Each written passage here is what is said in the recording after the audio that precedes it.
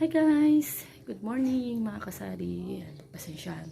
Medyo malat ang aking boses. Ayan. So today's vlog, magpo-price update muna ako ng aking mga dilata.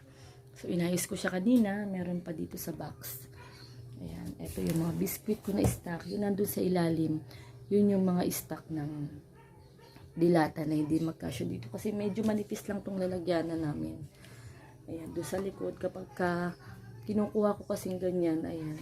Nalalaglag. Pero yung iba kasi na may mga lock katulad nito, ayan, okay naman siya. So, ito lang yung mga mabibili dito sa aming tindahan. Kaya ito lang yung aking mga binibenta kasi kapag bumili ka ng hindi naman fast moving or hindi naman binibili sa tindahan mo, sayang lang yung pera at medyo matutulog. So, magpa-price update muna ako. Actually, meron na naman siyang mga nakasulat dito. Ayan, yung mga price niya para kapag wala ako dito sa bahay, pwedeng si Ining or si Daddy yung magbebenta, ay okay, hindi na sila magtatanong sa akin kasi nga minsan sila yung nagbabantay dito sa tindahan. Ayan, unahin natin dito sa mga sardinas na pangmasa. So ang binebenta ko lang na sardinas ay Ligo at saka Mega. Dati magkaiba ang price ng Mega at saka ng Ligo. Ito dati ay 27, ito ay 26. Pero ngayon, pinagparehas ko na at nagtaas na siya. So, bali, 28 na yung bentahan ko. Dati yung Mega ay 26. Ayan, pero tatanggalin ko na pala to. Kasi nga, same na sila ng price. Ayan, may mga... Kasi medyo magulo tong lalagyanan ko na to eh. Dapat pala inayos ko muna. Ayan, so, bali, 28. Mamaya lalagyan ko siya ng price. Mega, 28 na din. Hindi ako nagbebenta nung medyo malaki. Kasi ito lang naman yung binibili. And then, meron akong 555. Tuna na mechado, may apritada. Doon sa likod, meron din siyang adobo. Ayan. Medyo madilim kasi nga nakababa na yung trapal ko. So, tatlong klase lang muna yan. Ang bentahan ko naman ito ay nasa 33 pesos. Ayan, 33 pesos. Ang Lucky 7 ko ay 25. Ito yung 150 ml. 150 grams. Kung di ako nagkakamali, 150 grams, ayan, 150 grams na Lucky 7 is 25 pesos. Actually, meron na rin siyang mga price, ayan, para kung sakaling hindi na sila maghahanap dito or tinatamad sila, ganyan. Ito na lang nila titingnan. So, ayan. Mas maganda rin naman na may mga price siya. At saka ang kagandahan nito, guys, halimbawa, nagkamali ka ng presyo. Kasi dati ang ginagawa ko, marker or pentel pen, ganyan. Dito ko siya nilalagay. Tapos kapag nagkamali ako ng price, mahirap na siyang tanggalin. So, hindi katulad nito, pwede mo na siyang tuklapin. Sa Wow Ulam naman, ang bintahan ko naman yan is 26 pesos. Pero sa iba kasi parang 25 pesos lang eh. Pero tinignan ko sa resibo, okay naman sa 26 pesos. Yan, Wow Ulam, may kaldereta, may minudo, meron dun sa likod, may adobo, minudo, at saka itong kaldereta. May apritada din yan. So, hindi ko lang siya na-display. Ayan. And then, Century Tuna, meron akong flakes in oil at saka spicy. Meron ding maliit, kaso hindi ako nakapag-display ng maliit. Ang Century na 150 is 39 pesos. Ayan. Yung maliit naman is 30. Wala akong maliit ngayon kasi nakalimutan ko sa grocery. Ayan. Meron din siya sa likod. Ayan. Medyo, ano nga lang, masikip kasi masyadong maliit itong lalagyanan namin. Pork and beans. Ayan. Meron din akong pork and beans, 28. Iisang tao lang naman halos yung naghahanap nito. Tapos itong giniling, ayan, sa giniling na 1/4 kilos is 48 pesos. Yung maliit niya na 150 grams is 32 pesos. Tapos meron tayong meatloaf, 20 ang bentahan ko ng pinakamaliit. Meron ding sunod, yung 150 is 25. So, ito na yung mga price nila. Argentina na 260 grams. Ito yon yung malaki. Tapos, meron ding 170 grams. 45 pesos. Yung 150 grams, 38. Yung 100 grams, 29 pesos. So, ito siya. 100 grams, 150 grams, 260. Yung 175 pala is wala akong nabili kahapon. And then, meron din akong Pure Foods na 150. Ayan, ang bentahan ko nito is nasa 84 pesos na. So, babaguhin ko yung 85 na pa lang. Ito, may presyo siya. Ayan. 85 pesos ang Pure Foods ko. Ayan. So, dito natin siya ilalagay. Meron din akong malaki, guys. Ayun, andito. Ito, malaki. Ayan, meron din ako malaki nito, 111. Matagal na to kaso wala pang bumibili. Ayan, so doon ko ilalagay sa likod kasi nga halos wala namang bumibili niyan. Yung mga naan dito, yun lang yung mga fast moving, yung mga nasa likod, yung mga stock at saka yung mga hindi masyadong nabibili sa akin. So meron din akong San Marino.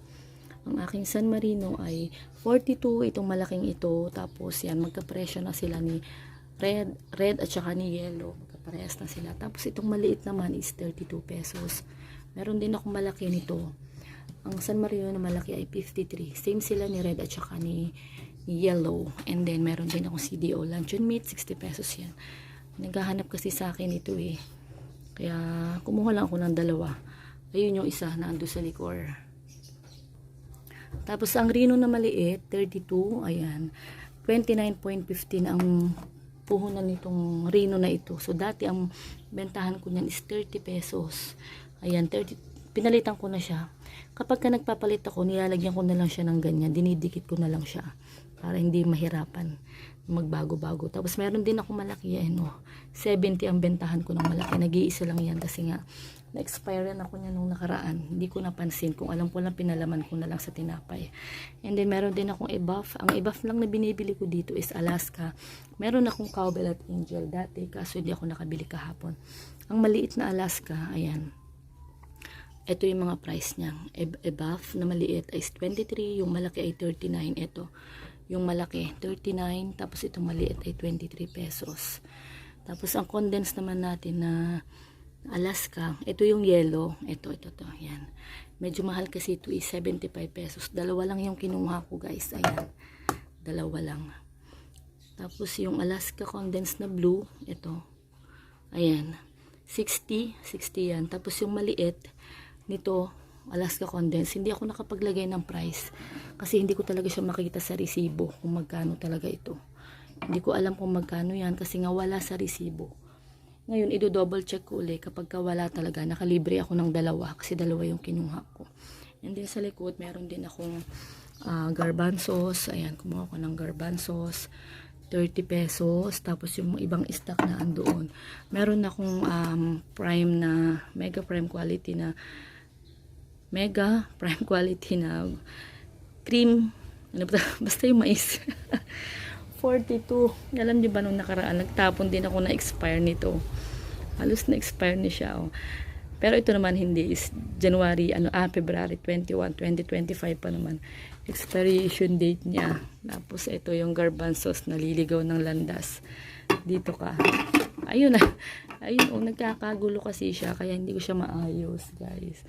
Ayan, tapos dito sa likod, meron din akong mushroom. 37. Jolly mushroom. Ayan, yung ganito lang siya, maliit. Hindi ko alam kung ilang kung gaano kalaki. Basta maliit lang siya. Doon ko na siya nilalagay. Tapos yung ibang stock ko nandito. Ayan, papakita ko sa inyo. Ayan, ito kasi stock ko ng mga biscuit. Ayan. Ayan siya. Ayan, yung mga biscuit. Tapos itong nasa ilalim, hindi ko nabubuklatin pala. Ayan ay yung dilata. Ayan. So, ayan lang naman ang aking mga binebenta dito, guys. Ayan. Hindi ko siya magawang ma-display lahat kasi nga nalalaglag talaga siya. And then, yung mga chichirya, the rest, eto na siya. Ito rin naman, ganito rin naman ang mga presyuhan niya. Lahat ng mga chichirya na ganyan is 9 pesos.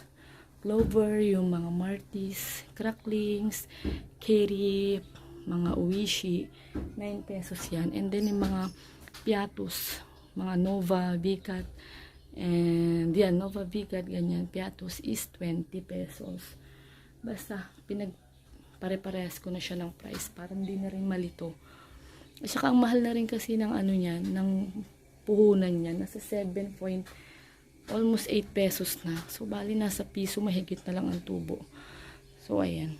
Mabilis kasi itong mga dilata nito. Kaya, kailangan mag-i-stock talaga tayo. Konti lang naman yung laman nung na andoon. Siguro mga nasa 30 pieces lang na dilata.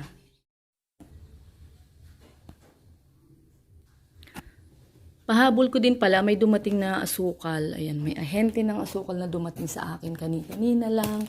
At kumuha ko ng asukal nila. Ang mura ng asukal nila. So, bali, pinuno ko yung isang lalagyan ako. Medyo malaki rin to. Nasa 20 pieces lahat ang kinuha ko na wash. Ayan, 18 pesos lang sa kanila to. Ang 1/4 na Victoria ang kanilang packaging. Sa City Mart, supermarket at saka sa palengke kasi is nasa 22, 23 pesos. So, kumuha na rin ako ng madami-dami. Tapos, yung sugar nila na brown is 17 pesos lang. So, mura. Ayan. Pahabol lang ito, guys. Tapos, naglagay na rin ako ng presyo niyan para hindi na rin malito. Wala akong 1/2. Wala rin akong 1/2 na brown, wash, at saka white. So, puro 1/4 lang yan. So, medyo madami din siyang nailagay. Pinagsama-sama ko na yung binili namin sa palengke kahapon sa City Mart at yung sugar na kinuha ko kanina. So, ayan lang. And that's it for today's vlog. So, kailangan ko na magpaalam kasi nga nagugutom na ang tindera nyo. Medyo madaming bumibili ngayong araw na ito. Kanina, lumabas ako. Pagbalik ko, ang dami nakapila din sa tindahan. So, nakakaya. Kakain muna ang tindera para may energy magtinda. Thank you! At salamat din sa mga nakasubscribe sa akin channel. Kung hindi ka pa nakakapag-subscribe, please, mag-subscribe ka na and paki-pindot na din ng notification bell para lagi kang updated sa susunod kong mga vlog. See you! Bye!